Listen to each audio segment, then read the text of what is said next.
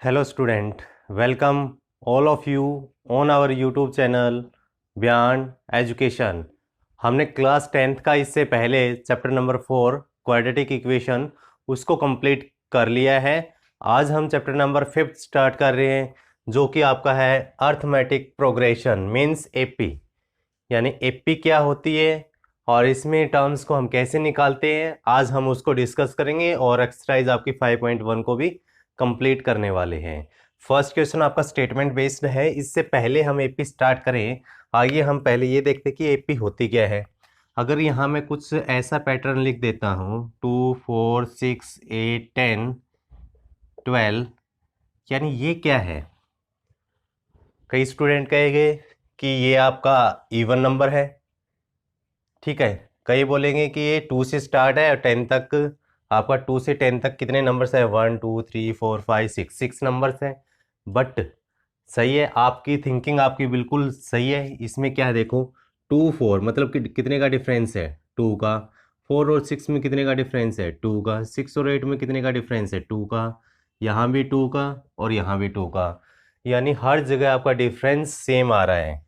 यानी हम क्या करेंगे, सेकंड में से फर्स्ट को माइनस करेंगे। यानी 4 में से 2 को माइनस करेंगे तो क्या आएगा 2, 6 में 4 को माइनस करेंगे तो क्या आएगा 2, यानी second term minus first term, ठीक है। और यहाँ से 8 माइनस 6 क्या आएगा 2, मतलब जो टर्म है उससे नेक्स्ट में से अगर प्रीवियस को माइनस करें और कॉमन डिफरेंस यानी ये जो डिफरेंस है ये आपका सेम बचे, तो ऐसा पैटर्न आपका किस में होता है, एपी में होता है। किस में होता है, एपी यानी अर्थमेटिक प्रोग्रेशन में होता है, ठीक है। यानी एक नंबर का ये अरेंजमेंट है, यानी सीक्वेंस ऑफ नंबर है। अगर बीच में मैंने ये कोमा लगाया है तो इसका मतलब क्या है, ये सीक्वेंस है।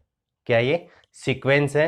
अगर बीच में आपका प्लस का निशान ऐसे आता है तो ये सीरीज बनती है। क्या बनती है, ये सीरीज होती है। बट जो आपके एपी है किस में होता है, सीक्वेंस में होता है। तो इसका मतलब अगर कॉमन डिफरेंस, और ये जो डिफरेंस आया है एपी में इसको बोलते हैं कॉमन डिफरेंस। क्या बोलते हैं, कॉमन डिफरेंस, और इसको डिनोट करते स्मॉल डी से। अगर ये कॉमन डिफरेंस सेम आता है, अगर हम कहीं पर भी चेक करें 6 माइनस 4 करें 12 माइनस 10 करें, अगर सेम आता है तो आपकी जो सीक्वेंस है तो ये सीक्वेंस आपकी एपी में होगी। अगर कॉमन डिफरेंस सेम नहीं आता है तो एपी में नहीं होगी। तो यहाँ डी की वैल्यू कितनी है, डी की वैल्यू 2, ठीक है। और जो ये फर्स्ट टर्म है इसको ए से डिनोट कर देते हैं। फर्स्ट टर्म को किससे डिनोट करते हैं हम, ए से। कॉमन डिफरेंस को डी से डिनोट करते हैं, ठीक है। इसमें एपी है आपकी 2 टाइप्स से होती है। कौन कौन से टाइप्स है, एक तो है आपका फाइनाइट एपी, दूसरा है इनफाइनाइट एपी। अब फाइनाइट एपी क्या होता है, फाइनाइट एपी यानी जिसमें फाइनाइट नंबर ऑफ टर्म्स हो, जैसे नेम से ही पता चल रहा है फाइनाइट। जैसे इसमें कितने टर्म्स है 1 2 3 4 5 6, हम काउंट कर सकते हैं, यानी फाइनाइट टर्म है। तो ये आपकी कौन सी है, फाइनाइट एपी है। 2 4 6 8 10, यानी जिसको हम काउंट कर सकते हैं ये क्या होगी, फाइनाइट एपी। सेकेंड आपकी आती है इनफाइनाइट एपी। इनफाइनाइट एपी ये कौन सी है, जिसमें फाइनाइट टर्म ना हो। इनफाइनाइट यानी इन्फिनिटी तक आपका अप्रोच करता हो, ऐसी जो सीक्वेंस है इसको क्या बोलते हैं हम, इनफाइनाइट एपी। ऐसी एपी को इनफाइनाइट एपी बोलते हैं।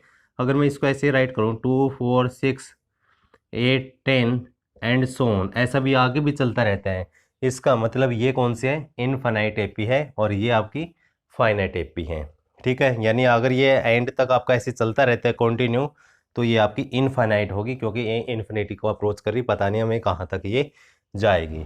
2 टाइप्स की एपी होती है, फाइनाइट और इनफाइनाइट।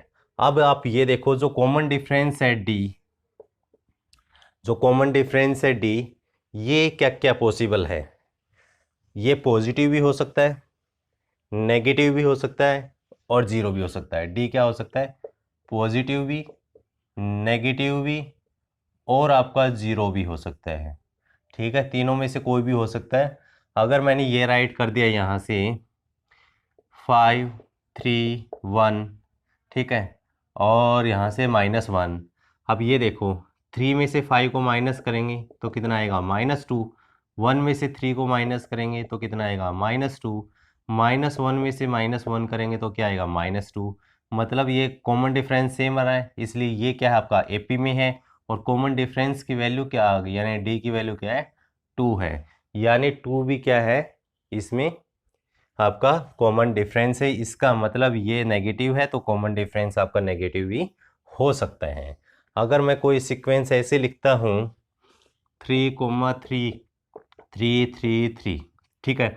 अब इसमें कॉमन डिफरेंस कितना है, 3 - 3 0, 3 - 3 0, यानी डी की वैल्यू क्या आएगी आपकी, 0 आएगी। 3 - 3 3 - 3 यानी 0 आएगा। तो कॉमन डिफरेंस क्या क्या हो सकता है आपका, पॉजिटिव भी, नेगेटिव भी और 0 भी हो सकता है। इसमें कोई रिस्ट्रिक्शन नहीं है। आइए हम अब क्वेश्चन निकालते हैं। आपका बेसिक यहाँ तक कंप्लीट हो चुका है, यानी आपको ये बताना है कि एपी में है या नहीं। अगर कॉमन डिफरेंस सेम है तो ये एपी में होगी, अदरवाइज एपी में नहीं होगी। फर्स्ट क्वेश्चन आपका स्टेटमेंट बेस्ड है। तो फर्स्ट क्वेश्चन का क्या है, in which of the following situation does the list of numbers involves make an AP. क्या ये नंबर्स आपके एपी बना रहे हैं, अगर यस तो क्यों, वाई। फर्स्ट पार्ट है, देखो, the taxi fare after each kilometre when the fair is ₹15 for first kilometre, यानी फर्स्ट किलोमीटर के लिए आपका 15 रुपीज़ है फेयर जो चार्ज है, और 8 rupees for each addition kilometre. अगर आप फर्स्ट किलोमीटर से आगे जितना भी किलोमीटर ट्रैवल करेंगे तो उसके लिए 1 किलोमीटर पर कितना है, 8 रुपीज़, यानी आपको 15 रुपीज़ तो लगेंगे ही लगेंगे। अगर 1 किलोमीटर ट्रैवल किया तो कितने रुपीज़ लगेंगे, 15। तो हम क्या लिखेंगे यहाँ, taxi fare after each kilometre, fair is ₹15 for first kilometre. तो यहाँ लिखेंगे फेयर ऑफ 1 किलोमीटर, यानी 1 किलोमीटर का फेयर कितना है, ₹15। फेयर ऑफ 2 किलोमीटर क्या होगा, अब 15 तो आपके लगेंगे लगेंगे। अब एडिशन क्या है, 1 जो 8 rupees for each addition kilometre है, यानी अगर 1 किलोमीटर के अलावा आप जितने भी ट्रैवल करते हैं तो उसके ऊपर कितना चार्ज लगेगा, 8 रुपीज़ लगेगा। हमने तो 2 किलोमीटर ट्रैवल किया, 1 किलोमीटर के ऊपर तो आपका 8 लगेगा, लेकिन एक और 1 किलोमीटर बच गए, इसके ऊपर कितने रुपीज़ लगेंगे आपके, 8। तो टोटल कितने रुपीज़ हो गए यहाँ से, 15 और 8 23 रुपीज़ हो गए, ठीक है। अब टैक्सी फेयर ऑफ 3 किलोमीटर के ऊपर कितना फेयर होगा। अब देखो 2 किलोमीटर के लिए तो आपका जो है 23, या ऐसे भी बोल सकते हैं, आपका फर्स्ट के लिए तो 15 लग रहा है, सेकंड और थर्ड के लिए कितना हुआ, 8 और 8, यानी हर एडिशन किलोमीटर, यानी 1 किलोमीटर के अलावा जितना भी आप ट्रैवल करते हैं तो 8 रुपीज़ लगेंगे। तो ये कितना हुआ, यानी इसमें ये भी ऐड कर सकते थे, 23 में डायरेक्ट ये 8 ऐड कर देते, ठीक है। तो कितना होगा, 31 रुपीज़ हो गए यहाँ से। अब फेयर ऑफ 4 किलोमीटर कितने हो गए, 4 किलोमीटर के लिए, फर्स्ट के लिए तो आपका 15, सेकंड के लिए 8, थर्ड के लिए भी 8, फोर्थ के लिए भी 8, ठीक है। यानी देखो 4 किलोमीटर है, फर्स्ट किलोमीटर के लिए 15, ये तो फिक्स है। अब 8 8 और 8 लगेगी, क्योंकि 1 किलोमीटर के अलावा, यानी 1 किलोमीटर के अलावा जितना भी ट्रैवल करते हैं आपको 8 रुपीज़ देना पड़ेगा। 1 किलोमीटर ट्रैवल करते तो 8 रुपीज़, अगर 1 किलोमीटर के एक्स्ट्रा है, 2 किलोमीटर ट्रैवल करते तो 8 + 8, 3 किलोमीटर ट्रैवल करते तो 8 + 8 + 8, कितना हुआ ये, 39, ठीक है। अब यहाँ से चेक करेंगे, आगे निकालने की ज़रूरत नहीं है आपको, 3 या 4 या 5 जो है टर्म निकाल लेना, उससे पता लग जाएगा कि एपी में है या नहीं। तो सीक्वेंस किस में होगी, ठीक है।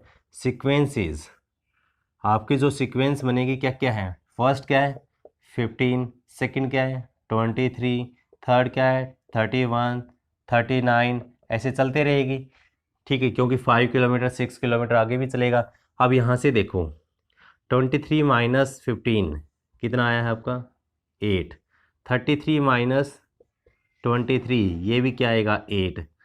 अब 39 - 31 विच इज इक्वल टू 8, इसका मतलब क्या है, D is equal to 8, common difference is same, common difference is same, which implies the given condition, the given statement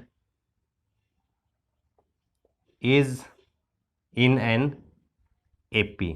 किस में होगी ये, AP में होगी, क्योंकि कॉमन डिफरेंस आपका क्या आ रहा है, यहाँ से सेम आ रहा है, तो आपका फर्स्ट पार्ट किस में है, AP में है, ठीक है। अब चलते नेक्स्ट। आपको ये ध्यान रखना कि फर्स्ट जो किलोमीटर है इसके लिए 15 रुपीज़ था, और जितने भी ट्रेवल करता है इससे आगे, यानी 1 किलोमीटर के अलावा जितने भी ट्रेवल करता है उसके ऊपर 8 रुपीज़ पर किलोमीटर लगेंगे। पर किलोमीटर कितने? 8 रुपीज़ लगेंगे। ठीक है। अब है आपका सेकंड पार्ट, यानी part number 2।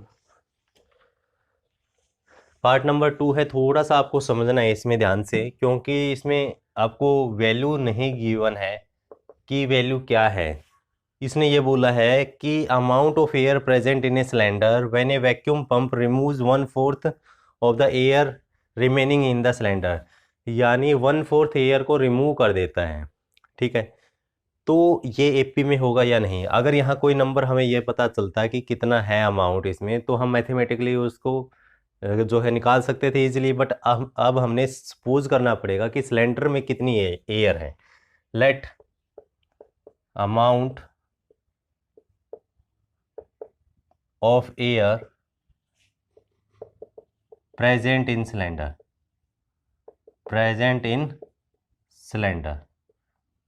Which is equal to X unit suppose कर लेते हैं। ठीक है, एक्स सपोज कर लेते हैं, ये है। अब क्या है कि 1/4 रिमूव करता है of the air remaining in the cylinder, जितनी सिलेंडर में एयर है उसका 1/4 आपको रिमूव कर देता है। तो आफ्टर रिमूविंग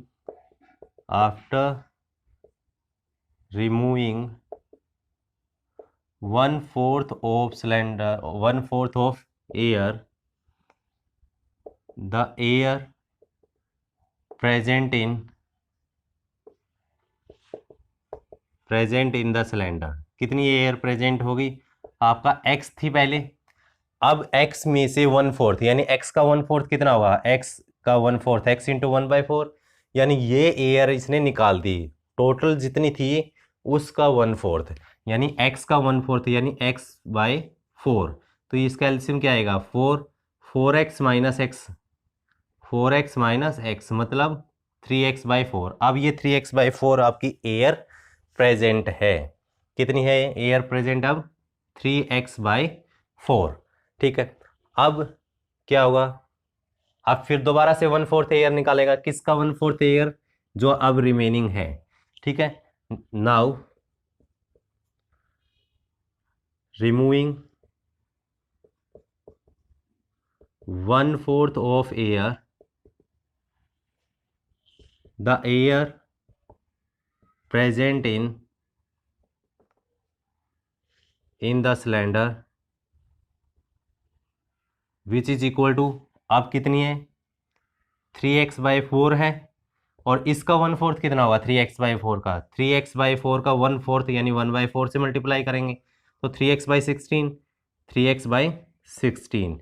अब इसका एलसीएम लेते हैं तो क्या होगा? 16 एलसीएम, तो 4 इंटू 3 12x माइनस 3x मतलब 9x/16। यानी आपकी स्टार्टिंग में ये थी, फिर 1/4 रिमूव करने के बाद ये होगी, फिर 1/4 रिमूव करने के बाद ये वाली होगी। नाउ सीक्वेंस क्या है? आपकी जो सीक्वेंस बन रही है, क्या क्या बन रही है आगे नहीं निकालेंगे हम, एंड सोन कर देंगे।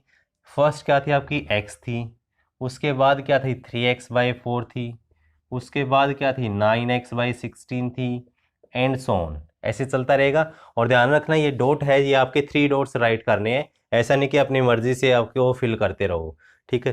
तो अब यहाँ से हम कॉमन डिफरेंस चेक करेंगे। अगर ये इक्वल आता है तो ये जो है हम बोल सकते हैं कि ये एपी में है, अदरवाइज ये एपी में नहीं है।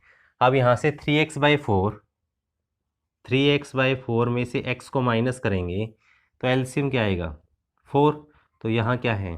3x minus 4 into x 4x, तो 3x माइनस 4x कितना होगा? Minus x/4।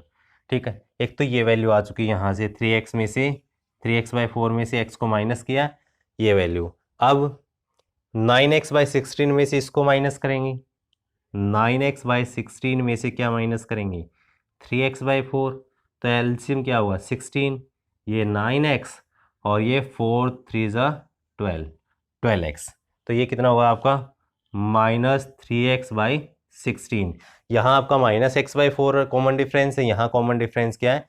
-3x/16, it means common difference is not same, so the given sequence is not in AP, यानी ये आपकी AP में नहीं होगी, which implies D is not same, D is not same, and hence given sequence is not in AP, आपकी ये sequence जो है AP में नहीं होगी, आप इजीली निकाल सकते हो। ये ध्यान रखना, जो जितनी बची है उसका 1/4 निकालना है। इसने बोला है remove 1/4 of the air remaining in the cylinder. अगर हम इसको मैथमेटिकली सपोज करके निकालेंगे, अगर हम सपोज कर लेते कि इसमें 16 यूनिट थी, कितनी यूनिट थी? 16 यूनिट थी। अब 16 का 1/4 कितनी होगी? यहाँ से 16 लिखेंगे, 16 का 1/4 कितनी हो जाएगी? 4। आपने मैथमेटिकली तो ऐसे प्रूफ करना है, ठीक है। एग्जाम्पल से बता रहा हूँ मैं कैसे करना है। 16 को 4 से डिवाइड करेंगे 4, 16 - 4 कितना हो जाएगा? फिर यहाँ 12 हो जाएगा। कितना हो जाएगा? 12 हो जाएगा।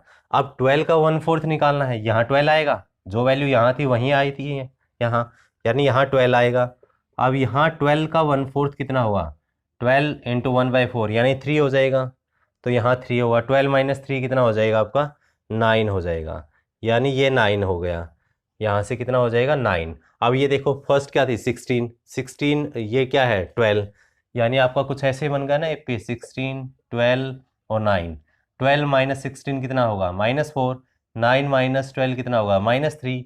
इक्वल तो नहीं आ रहे, मतलब AP में नहीं होगा। 16 क्यों सपोज किया यहाँ? क्योंकि 1/4 है ना, तो डिवाइड होता रहेगा, कंप्लीट वैल्यू आती रहेगी, अदरवाइज ये फ्रैक्शन में वैल्यू आएगी, ठीक है। आपका ये question number 2 part number 2 complete हो गया। इम्पोर्टेंट है ये पार्ट नंबर आपका 2 है, और फर्स्ट भी आपका इम्पोर्टेंट है। ये स्टेटमेंट वाले क्वेश्चंस आपके इम्पोर्टेंट रहने वाले हैं। नेक्स्ट है हमारा जो question number 3 part number 3। Part number 3 है आपका ये the cost of digging a well after every metre of digging when it's cost ₹150 for the first metre. आपका सेम फर्स्ट जैसे ही है जो फर्स्ट पार्ट था, यानी अगर 1 किलोमीटर खुदाई करते हैं वेल की, किसी भी कुएं की 1 किलोमीटर खुदाई करने पर कितना होगा? 150 रुपीज़ चार्ज लगेगा for the first metre and raise by 50 rupees for subsequent metre. यानी अगर आपने 1 मीटर के अलावा जितनी भी आपने खुदाई की है उसके ऊपर 1 मीटर पर 50 रुपीज़ लगेंगे। यानी स्टार्टिंग वाला जो 1 मीटर है, क्योंकि स्टार्टिंग में खोदने में दिक्कत आती है, तो ऐसा है कि स्टार्टिंग वाला 1 मीटर पर 150 रुपीज़ लगेंगे। उसके बाद जितने भी मीटर होंगे 1 मीटर पर आपके 50 रुपीज़ लगेंगे। यानी अगर आपने 2 मीटर खुदाई करवाई है तो 150 फर्स्ट का और 50 रुपीज़ सेकेंड का, यानी 200 लगेंगे।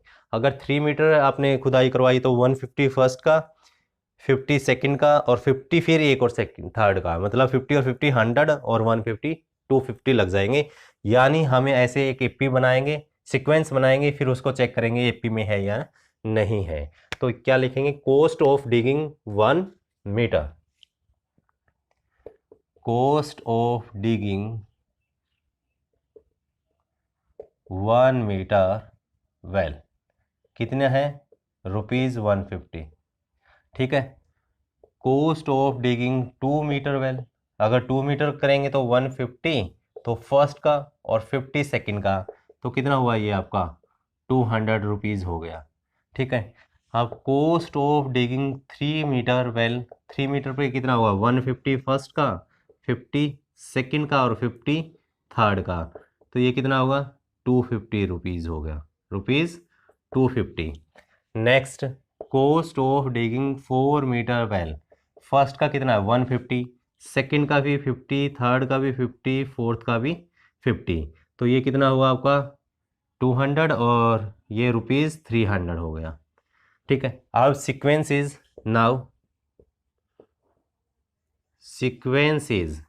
क्या बनेगी? फर्स्ट क्या है? 150 है, सेकंड क्या है? 200 है, फिर क्या है? 250 है, फिर क्या है? 300 है, ऐसे ये चलती रहेगी। तो अब ये देखो 200 - 150 इज इक्वल टू 50, इसमें से इसको माइनस किया है तो 50 बचेगा, 250 में से ये माइनस करेंगे, 250 में से 200 माइनस करेंगे, फिर भी आपका 50 बचेगा। आप 300 में से 50 माइनस करेंगे, 300 में से 250 माइनस करेंगे, फिर भी क्या बचेगा? 50। मतलब D is equal to 50, which implies common difference same है, which implies the given statement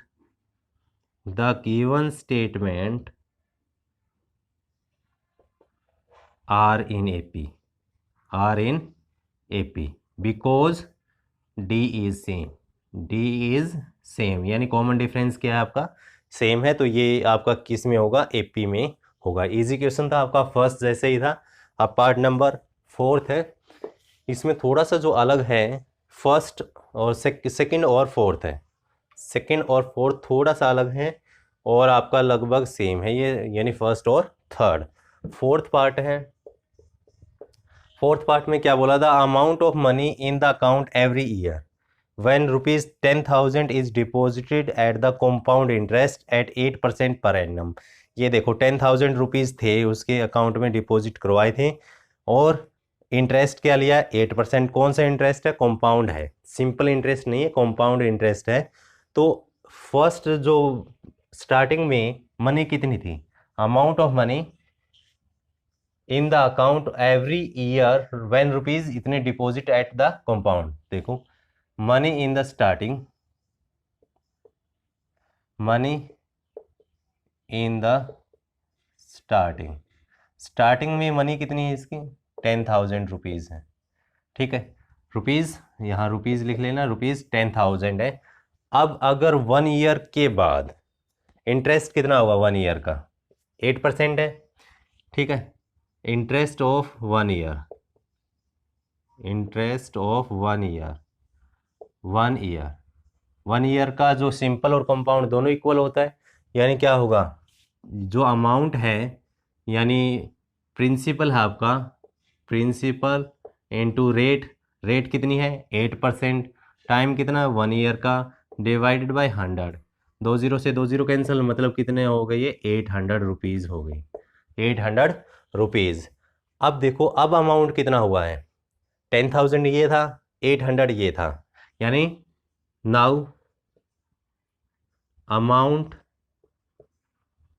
after 1 year, after 1 year, 1 year के बाद अमाउंट कितना होगा? आपका 10,000 आपने डिपॉजिट करवाया था, ठीक है, 800 इसका आपका इंटरेस्ट बन गया, यानी 10,800 रुपीज़ आपके बन गए। यानी ये आपकी इक्वेशन फर्स्ट मान सकते हैं, ये आपकी 2, यानी end of the first year, यानी आफ्टर 1 ईयर, यानी जब इंटरेस्ट लिया तो कितना हुआ? 10,800। अब जो है, क्योंकि कंपाउंड लग रहा है, कंपाउंड इंटरेस्ट क्या होता है? इंटरेस्ट पर इंटरेस्ट जो लगता है। अब जब आपका अमाउंट है 10,800 पर 8% की रेट से कितना इंटरेस्ट होगा ये निकाल सकते हैं हम, यानी 10,000 नहीं लेंगे, यहाँ लिखेंगे interest of second year, interest of second year, second year का इंटरेस्ट कितना होगा? अब अमाउंट कितनी है? 10,000, रेट कितना है? 8 है, 8%, टाइम अब 1 है। टाइम 1 क्यों है? क्योंकि हमने किसके ऊपर लगाया इंटरेस्ट? 10,800 के ऊपर लगाया है, इसलिए हमने 1 लिखा। अदरवाइज हम कंपाउंड इंटरेस्ट का जो फार्मूला है, principal into 1 plus rate by 100 raise power time, वो वाला भी यूज़ कर सकते हैं, या सिंपल ये भी कर सकते हैं। 00 से 00 कैंसिल, यानी अब 8 की मल्टीप्लाई इसके साथ होगी, 8 इंटू 8 कितना होगा? 64, और 8 1 जा 8, यानी 864 इंटरेस्ट होगा। देखो पहले कितना था? 800 इंटरेस्ट था, अब कितना हुआ? 864। अब अमाउंट कितनी होगी? Now amount after 2 year, after 2 year amount कितनी हो जाएगी? 10,800 थी पहले, अब 864 और ऐड हो जाएगी, मतलब 46611, 11,664 हो चुकी है आपकी।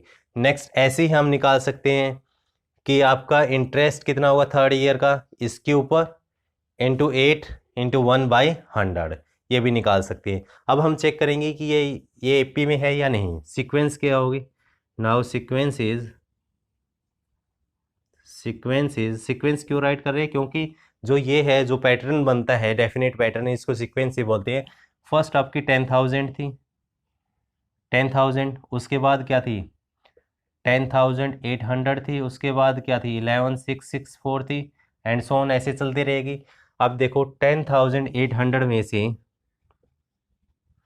ये 10,000 माइनस करेंगे तो कितना आएगा आपका 800, और 11,664 में से आप 10,800 माइनस करोगे तो कितना आएगा, यही आएगा, यही, क्योंकि हमने यही ऐड किया था, तो 864 आएगा। क्या ये कॉमन डिफरेंस सेम है, नहीं है, यानी D is not same, D is not same, hence the given statement is not in AP।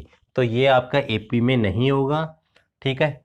क्यों नहीं, क्योंकि इसका कॉमन डिफरेंस सेम नहीं है। और आप डायरेक्ट भी ऐसा करना चाहो तो इजी वे, क्योंकि आपको कॉमन डिफरेंस डायरेक्टली पता चल जाएगा, इसमें 800 है, इसमें 864 है, तो आपका इक्वल नहीं आ रहा है, तो ये क्या है AP में नहीं है।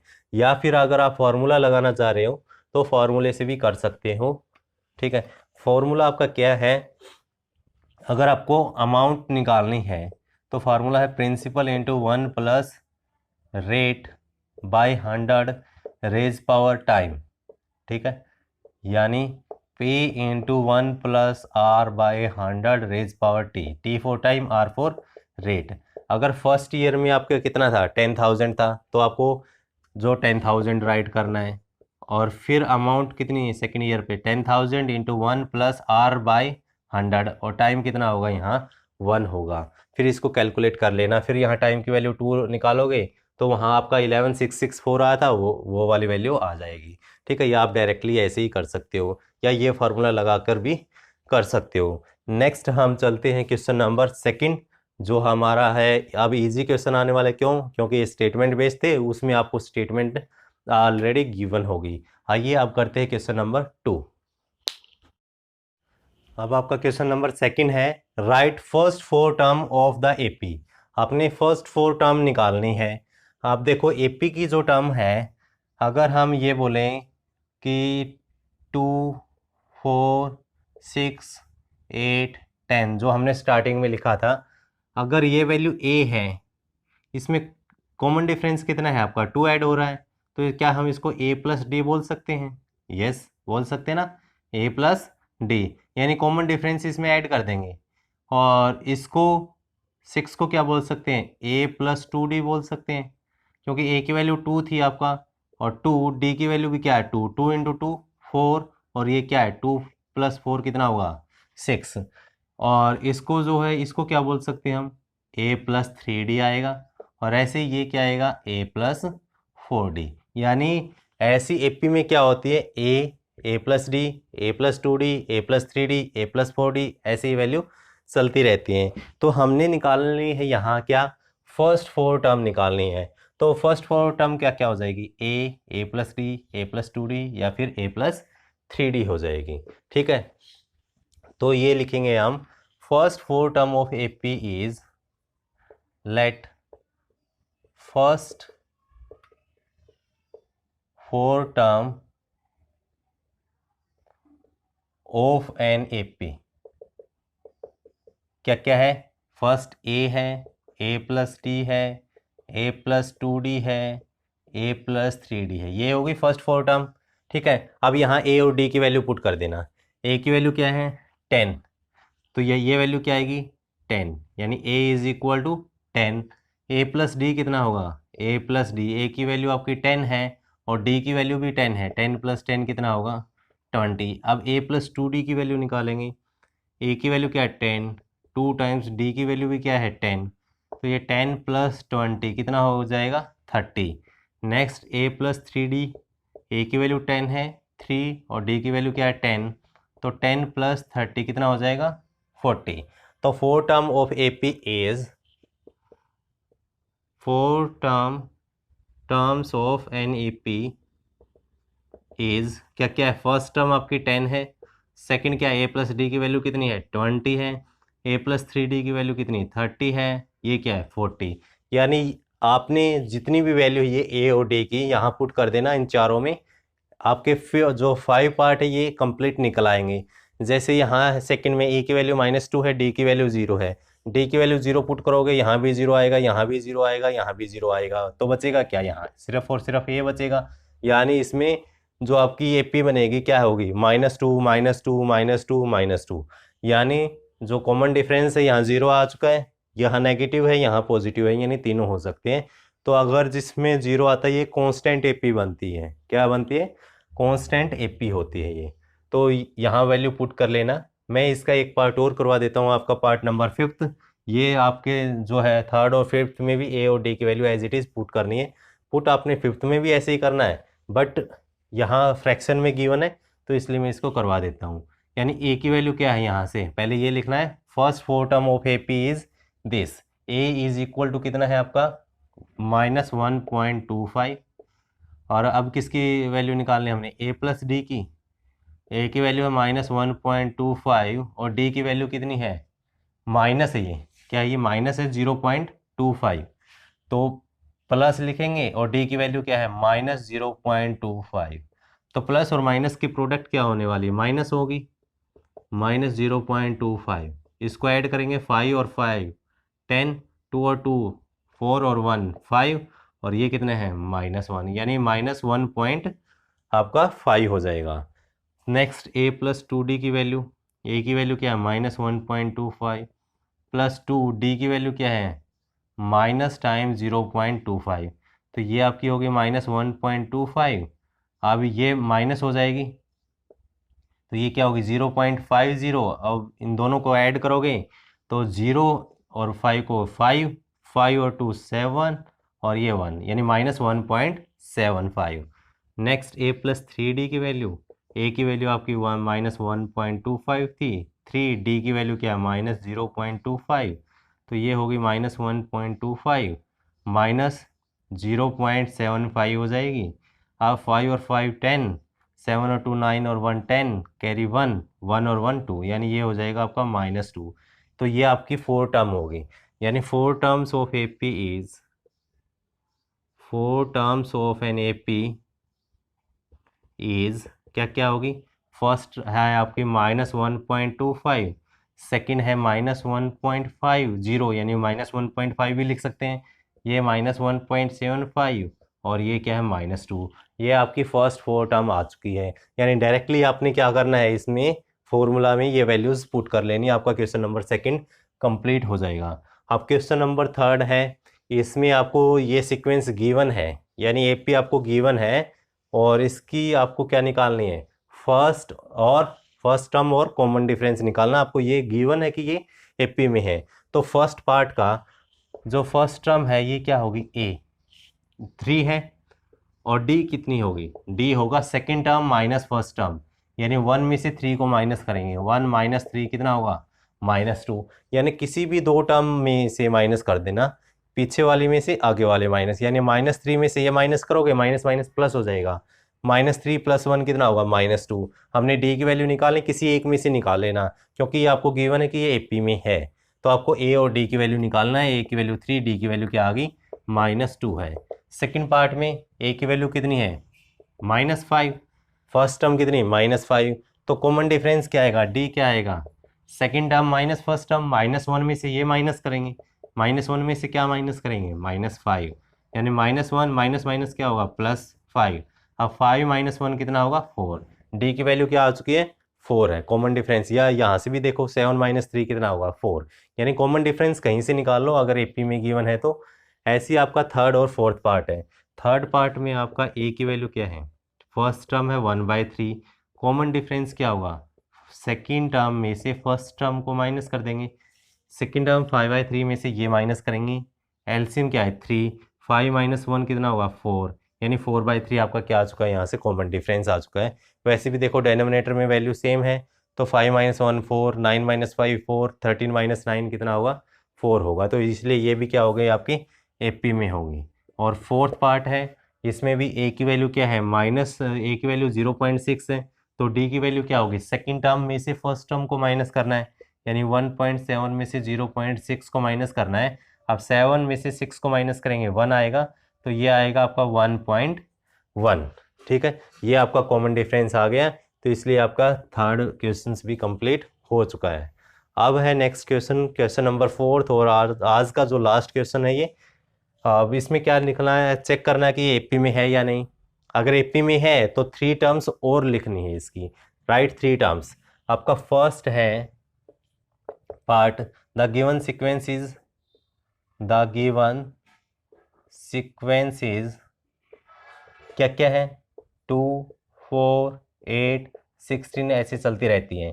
तो यहाँ से ए की वैल्यू कितनी है 2 और डी कितना है 4 - 2 यानी 2 होगा। पहले चेक करेंगे 8 - 4 कितना होगा 4 होगा। 16 - 8 कितना होगा 8 होगा। तो D is not same, D is not same which implies it is not in AP, it is not in AP। ये AP में नहीं है। अगर AP में नहीं है तो हम 3 टर्म्स कहाँ से लिखेंगे, क्योंकि AP में है ही नहीं है। तो ये फर्स्ट आपका ये AP में नहीं है, ठीक है। अब सेकंड देखते हैं कि सेकंड क्या AP में होगा। AP में है तो आपको 3 टर्म राइट करनी है, अदरवाइज नहीं राइट करनी है।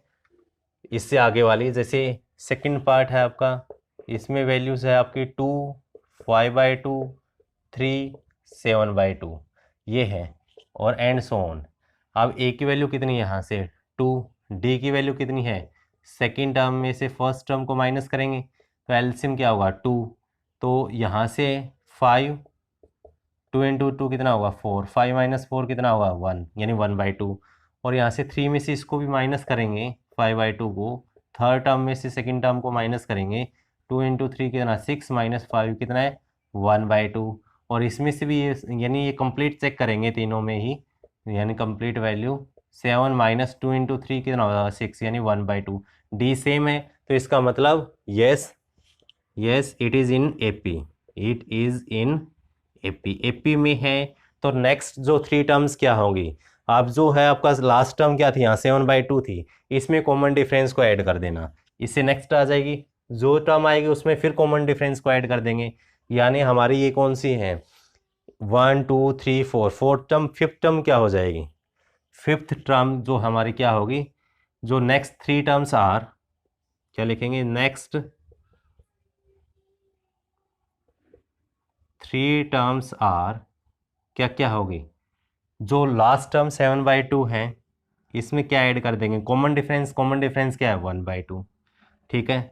अब जो वैल्यू ये आएगी, यानी पहले इसको निकाल लेते हैं, ये 2 है एलसीएम, 7 + 1 8, 8/2 कितना हुआ 4। एक तो ये वैल्यू आ चुकी है। और अब 4 में क्या ऐड करेंगे, 4 में फिर हम कॉमन डिफरेंस ऐड कर देंगे। तो 2 एलसीएम 2 4 = 8 + 1 यानी 9/2। और इससे नेक्स्ट क्या होगी 9/2 में क्या ऐड कर देंगे 1/2, यानी कॉमन डिफरेंस ऐड करना है आपको 2, 9 + 1 कितना होगा 10, 10/2 कितना है 5। तो नेक्स्ट 3 टर्म्स कौन कौन सी होगी आपकी 4, 9/2 और 5। यानी ऐसे आपने ये वैल्यूज़ है राइट करनी है। यानी पहले ही आप ये चेक करोगे कि ये AP में है या नहीं। अगर AP में है तो आपको नेक्स्ट 3 टर्म्स राइट करनी है। नेक्स्ट पार्ट आपका पार्ट नंबर 3, इसमें भी आपको चेक करना है ये AP में है या नहीं।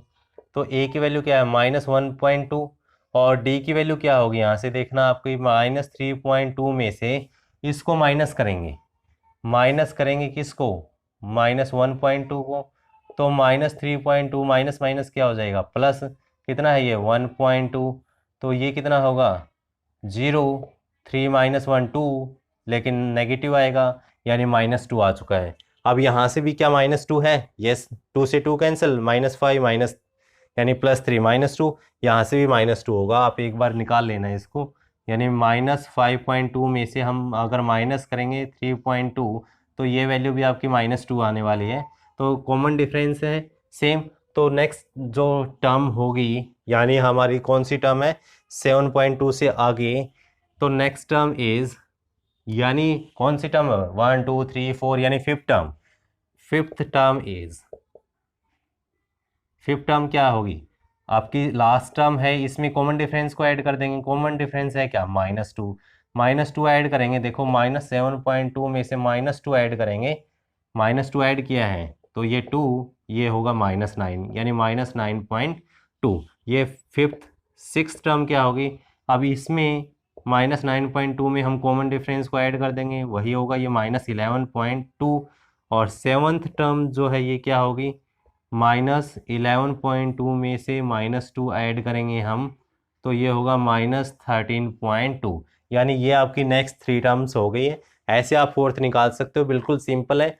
पहले ये चेक करो ये एपी में है या नहीं, उसके बाद ये टर्म्स निकाल लेना। अब करते हैं नेक्स्ट पार्ट, इसके जो रिमेनिंग है उसको करते हैं, और ये एक्सरसाइज अभी जो आपकी कंप्लीट हो जाएगी। तो हमारा नेक्स्ट है पार्ट नंबर 5। ये चेक करना कि फर्स्टली ये एपी में है, अगर एपी में है तो आपको 3 टर्म्स और लिखनी है। तो ये देखना 3 + √2 में से ये माइनस करेंगे। अब फर्स्ट टर्म यहाँ से क्या है आपकी, फर्स्ट टर्म आपकी 3 है, और कॉमन डिफरेंस आपका क्या देखना, 3 + √2 में से 3 को माइनस करेंगे, यानी सेकेंड टर्म में से फर्स्ट टर्म को माइनस करेंगे, तो आंसर क्या आएगा, √2 आएगा, क्योंकि ये 3 से -3 कैंसल। और क्या है आपके टर्म, 3 + 2√2 में से क्या माइनस करना है, 3 - √2, यानी इस टर्म में से ये माइनस करनी है, तो यहाँ से 3 से 3 कैंसल। अब ये देखो 2√2 - √2 है, कितनी वैल्यू है, 2√2 - √2 है। तो यहाँ से देखो कॉमन क्या आ रहा है आपका, √2 कॉमन आ गया, तो यहाँ वैल्यू क्या बची है 2, और यहाँ 1, 2 - 1 कितना, 1, मतलब √2 सेम आ रहा है। अब नेक्स्ट भी चेक करते हैं, क्या है 3 + 3√2 में से क्या माइनस करना है, 3 + 2√2, 3 + 2 रूट था, लेकिन माइनस करेंगे तो माइनस हो जाएगा, 3 से 3 कैंसल, तो यहाँ आपकी वैल्यू बची 3√2 - 2√2। तो √2 कॉमन लेंगे, √2 कॉमन लेने के बाद क्या वैल्यू बची है, 3 - 2, 3 - 2 क्या होगा, 1, 1 × √2 क्या होगा, √2। तो कॉमन डिफरेंस आपका सेम है, yes these are in AP.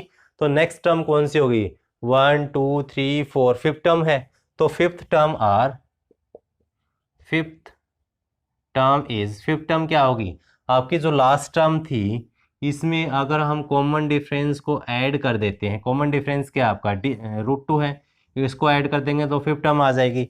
ये देखो ये कितना है, 3 प्लस ये 3√2 है, √2 कॉमन आ जाएगा, √2 कॉमन लेने के बाद कितना होगा, ये 3 + 1 कितना हो जाएगा, 4, यानी ये आपकी वैल्यू है 3 + 4√2। ऐसे ही सिक्स टर्म क्या होगी, सिक्स टर्म इज 3 + 4√2, इसमें √2 और ऐड कर देना, तो कितनी होगी 3 + 5√2। और सिक्स टर्म सेवन टर्म कितनी होगी, इसमें फिर ऐड कर देना ये √2, तो 3 + 6√2, यानी ये आपकी 3 टर्म्स आ चुकी है।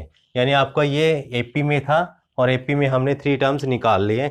नेक्स्ट पार्ट आपका पार्ट नंबर जो है 6 है, और 6 में भी ऐसे ही आपको चेक करना है कि ये कॉमन डिफरेंस या ये एपी में है या नहीं। तो ए की वैल्यू कितनी है, 0.2 है, सिक्स पार्ट। तो डी क्या आएगा, 0.22 में से ये माइनस करेंगे क्या, -0.2, तो ये कितना है 20, तो ये आए 0.02।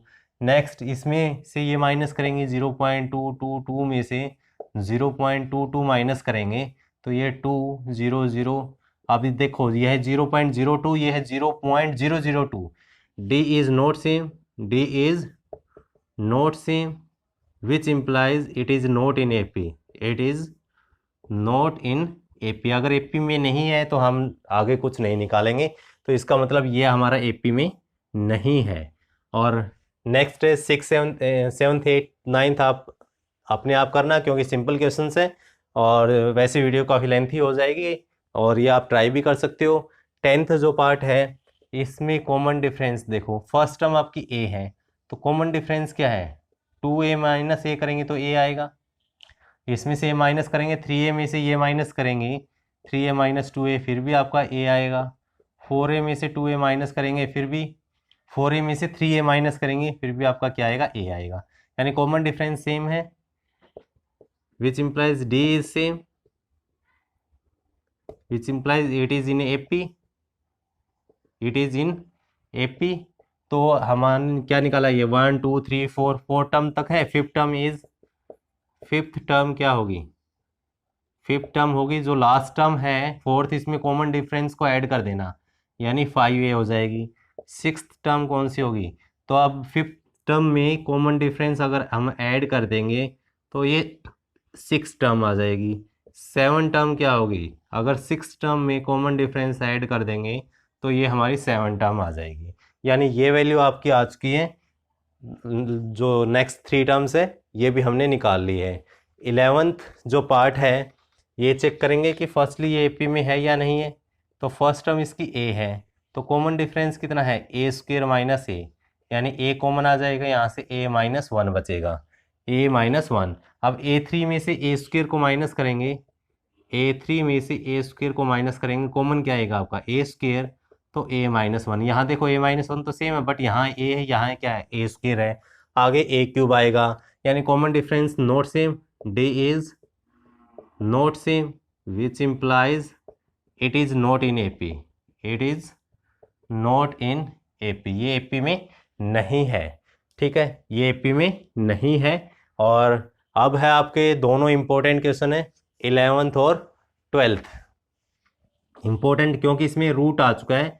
ठीक है, तो 11th में आपका है जो 12th और 13th, 12th पार्ट है, तो इसमें A की वैल्यू क्या है, √2 है, और D की वैल्यू क्या होगी, ये देखना सेकेंड टर्म में से फर्स्ट टर्म को माइनस करेंगे।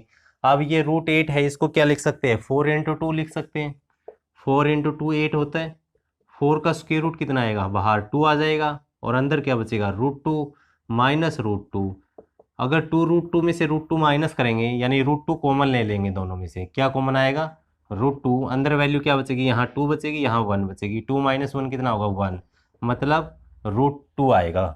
ठीक है, अब ये चेक करेंगे कि नेक्स्ट में भी क्या √2 आ रहा है, √9 में से सॉरी √18 में से √8 को माइनस करेंगे।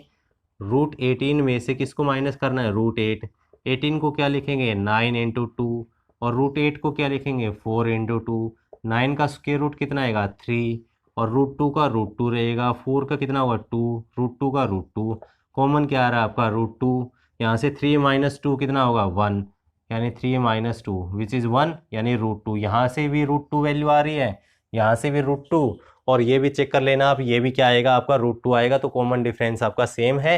और नेक्स्ट टर्म कौन सी होगी, 1 2 3 4, फिफ्थ टर्म क्या होगी, फिफ्थ टर्म जो है आपकी होगी √32 में से हम कॉमन डिफरेंस ऐड कर देंगे। √32 को क्या लिख सकते हैं, 16 × 2 प्लस √2, 16 का स्क्वायर रूट कितना होगा 4, 4 √2 प्लस √2, तो ये कितना आ जाएगा, नेक्स्ट 5 √2 आ जाएगा। नेक्स्ट सिक्स टर्म क्या होगी, सिक्स टर्म 5 √2 में से √2 ऐड कर देंगे, तो 5 और ये 1 कितना है 6 √2, और सेवन्थ जो टर्म है यानी नेक्स्ट जो 3 टर्म्स थी, 6 √2 में √2 ऐड कर देंगे, तो ये क्या आएगा 7 √2, यानी ये आपकी नेक्स्ट जो 3 टर्म्स आ चुकी है। ठीक है, अब है आपका नेक्स्ट क्वेश्चन करते हैं, क्वेश्चन नंबर जो है 13, पार्ट नंबर 13, इसको करते हैं। इजी क्वेश्चंस थे ये भी, बस आपको स्क्वायर रूट से बाहर लिखना आना चाहिए कैसे इसको राइट करते हैं।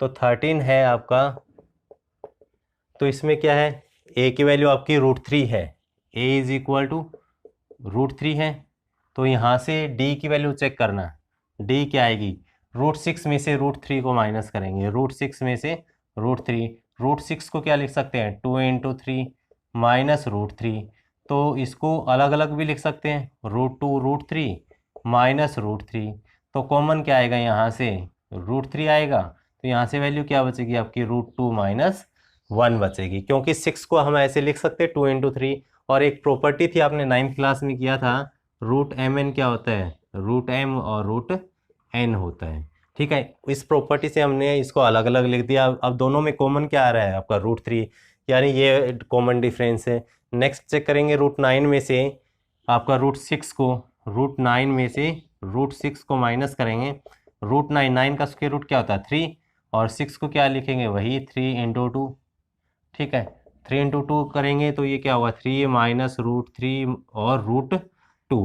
अब ध्यान से देखना, जो ये 3 है इसको भी ऐसा लिख सकते हैं हम √3 × √3, √3 × √3 लिख सकते हैं, क्योंकि इन दोनों की प्रोडक्ट क्या आएगी 3 आएगी, माइनस √3 √2, क्यों लिखा, क्योंकि यहाँ √3 आ रहा था और हम √3 को कॉमन ले सकते हैं, तो अंदर वैल्यू क्या होगी √3 माइनस √2।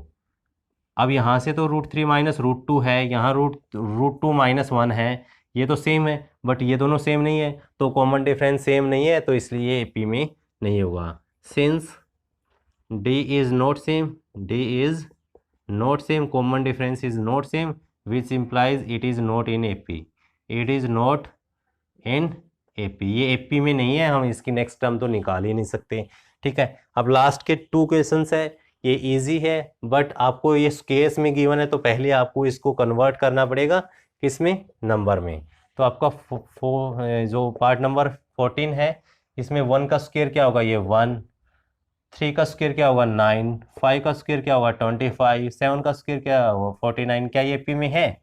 अब चेक करते हैं, डी क्या होगा 9 माइनस 1 क्या होगा 8, 25 माइनस 9 कितना होगा आपका यहाँ से 16, एपी में तो नहीं है, ये simple, D is not same, D is not same, hence it is not in AP, hence it is not in AP, ये एपी में नहीं है, हम नेक्स्ट टर्म तो निकाल ही नहीं पाएंगे। आज का लास्ट क्वेश्चन है और पार्ट नंबर आपका रहेगा 15। पार्ट नंबर 15 क्या है, अब 1 का स्क्वायर 1 होगा, 5 का स्क्वायर कितना होगा 25, 7 का स्क्वायर कितना होगा 49 और नेक्स्ट है 73, ये गिवन है। तो यहाँ से डी निकालते हैं, ए तो आपका 1 है, डी कितना होगा 25 माइनस 1 24, और यहाँ है नेक्स्ट है 49 माइनस 25, ये भी 24 होगा, 73 में से 49 माइनस करेंगे, ये कितना होगा 13 माइनस 9 आपका 4, 6 माइनस ये भी 24 है, और ए की वैल्यू क्या है यहाँ से 1 है, तो इसलिए yes it is in AP, it is in AP because D same है। तो नेक्स्ट टर्म कौन सी आएगी आपकी, 5th टर्म आएगी, तो फिफ्थ टर्म क्या होगी, लास्ट टर्म जितनी थी लास्ट टर्म में कॉमन डिफरेंस ऐड कर देंगे, कॉमन डिफरेंस कितना है 24, इसको ऐड कर देना, तो ये 4 और 3 कितना होगा 7, 2 और 7 कितना होगा 9।